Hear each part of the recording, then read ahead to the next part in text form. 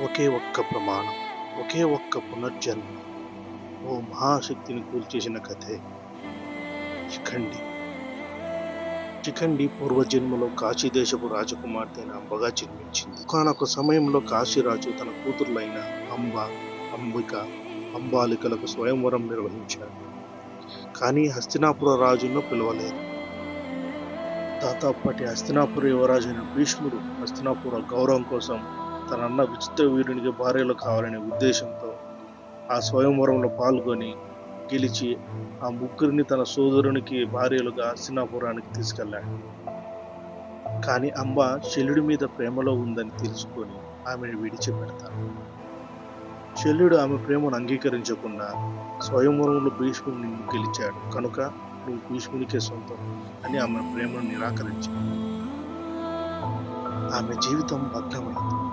ఆమెను ఎవరూ అంగీకరించలేదు. తద్వారా ఆమె భీష్ముడిపై ప్రతీకారం పెంచుకుంది. ఆ ప్రతీకారంతో ఆమె ఘోర తపస్సు చేసి నువ్వు మరో జన్మలో భీష్ముని మరణానికి కారణం అవుతావని శివుడి దగ్గర నుంచి వరాన్ని పొందింది. అలా ఆమె ద్రుపద మహారాజు కుమార్తె శిఖండిగా జన్మించింది. ఒక యక్షుని వరం ద్వారా పూర్తిగా పురుషుడిలాగా మారిపోయింది.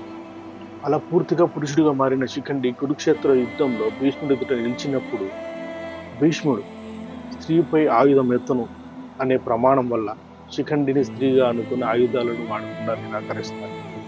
అదే సమయంలో అర్జునుడు భీష్ముడిపై బాణవర్షం కురిపించి అతన్ని నేల కొరికిస్తాడు. ఇలా శిఖండి మహాభారతంలో ఒక మహాయోధు మరణానికి నాంది పట్టింది. చివరికి అదే కురుక్షేత్ర యుద్ధంలో అశ్వత్థామ చేతిలో మరణించింది.